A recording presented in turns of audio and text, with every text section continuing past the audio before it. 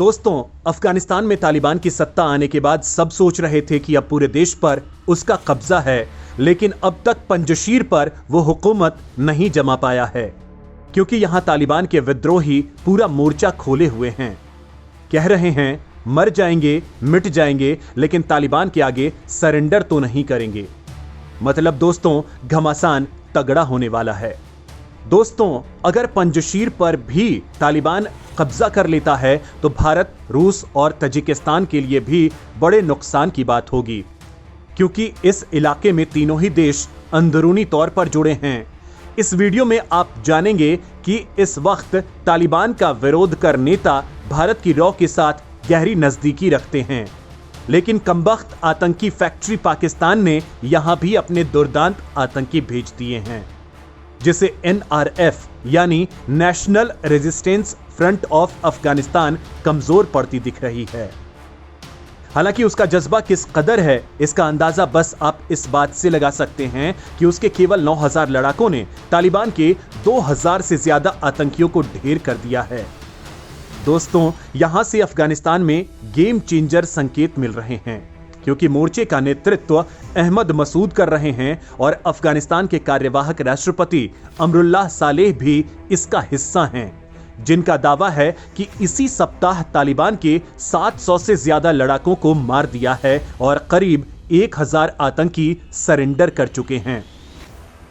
तो वहीं तालिबान 7 में से 4 जिलों पर कब्जे का दावा कर रहा है। तालिबान के साथ अब पाकिस्तान जैसी बाहरी ताकतें भी जुड़ रही हैं।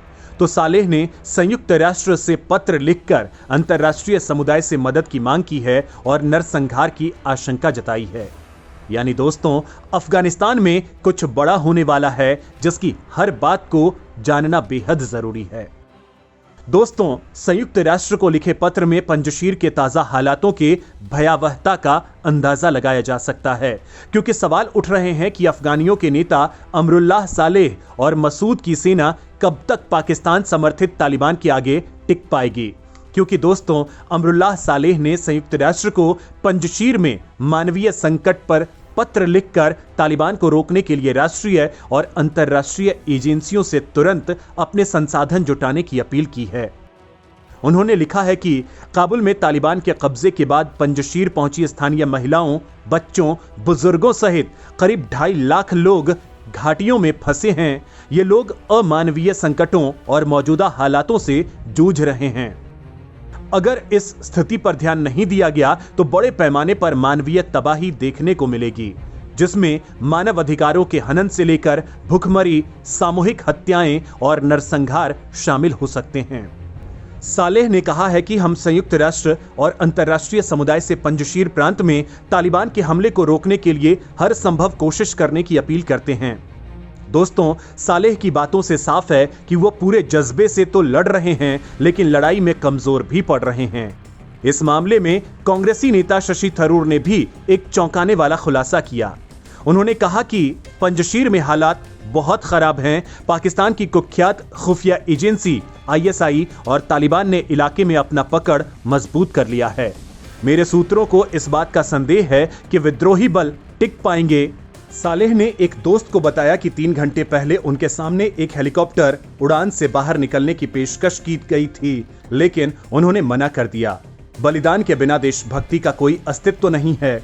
शनिवार को अचानक तालिबान के बुलावे पर पाकिस्तानी खुफिया एजेंसी ISI के चीफ काबुल पहुंचे थे और यहीं से पंजशीर की तस्वीर बदलना शुरू हुई। यानी दोस्तों, अब अमरुल्लाह सालेह को पंजशीर में नरसंहार का डर सता रहा है। अगर तालिबान घाटी में कामयाब हो जाता है तो खतरा सालेह के लिए भी पैदा हो जाएगा, क्योंकि देश के नेताओं के साथ तालिबान का इतिहास बहुत अच्छा नहीं है।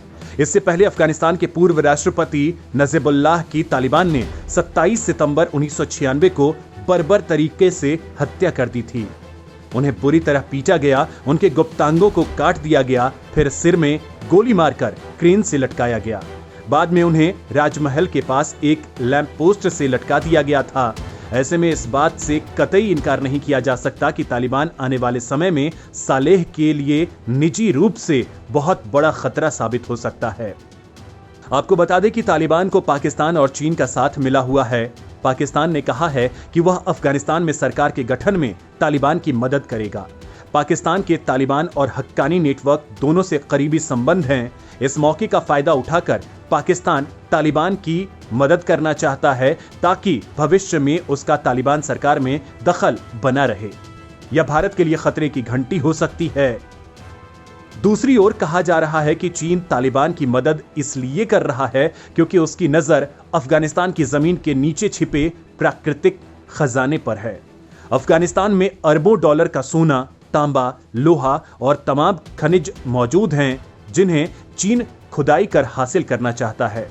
लिहाजा वो तालिबान के साथ गठजोड़ कर चुके हैं, लेकिन पंजशीर अब तक उनकी पकड़ से बाहर है और यहां विद्रोही मजबूती से लड़ रहे हैं। लेकिन इनके नेता सालेह को न पाकिस्तान और न ही चीन पसंद करता है, क्योंकि साल 2001 में अमेरिका पर हमले के बाद तालिबान के खिलाफ शुरू हुए अमेरिकी सैन्य अभियान के दौरान वो खुफिया एजेंसियों के प्रभारी थे और अमेरिका की मदद की थी।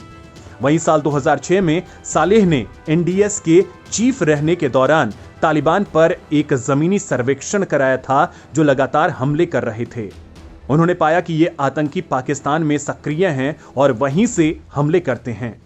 अपने अध्ययन को उन्होंने एक रिपोर्ट की शक्ल दी। इसका नाम तालिबान की रणनीति नाम दिया गया।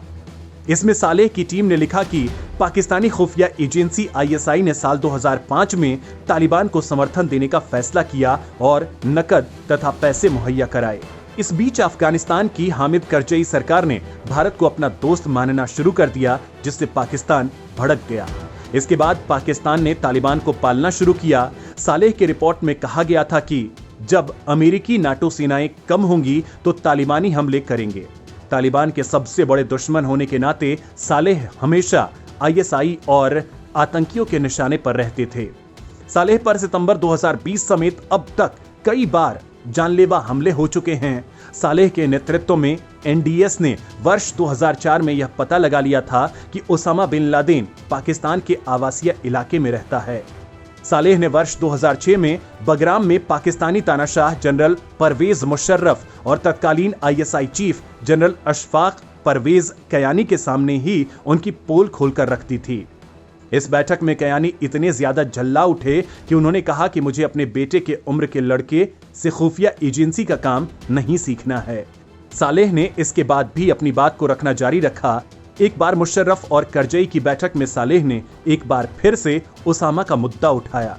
इस पर मुशर्रफ भड़क गया और उसने कहा, करजई, आप इस पंजशीरी आदमी को मुझे गुप्तचरी सिखाने के लिए क्यों लाए हैं? मुशर्रफ के बयान के बाद भी करजई ने अपना भरोसा सालेह पर बनाए रखा।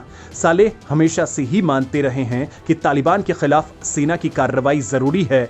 कहा जाता है कि सालेह के भारतीय खुफिया एजेंसी रॉ से अच्छे रिश्ते हैं। सालेह की इस दोस्ती की वजह से पाकिस्तानी उनसे नफरत करते हैं।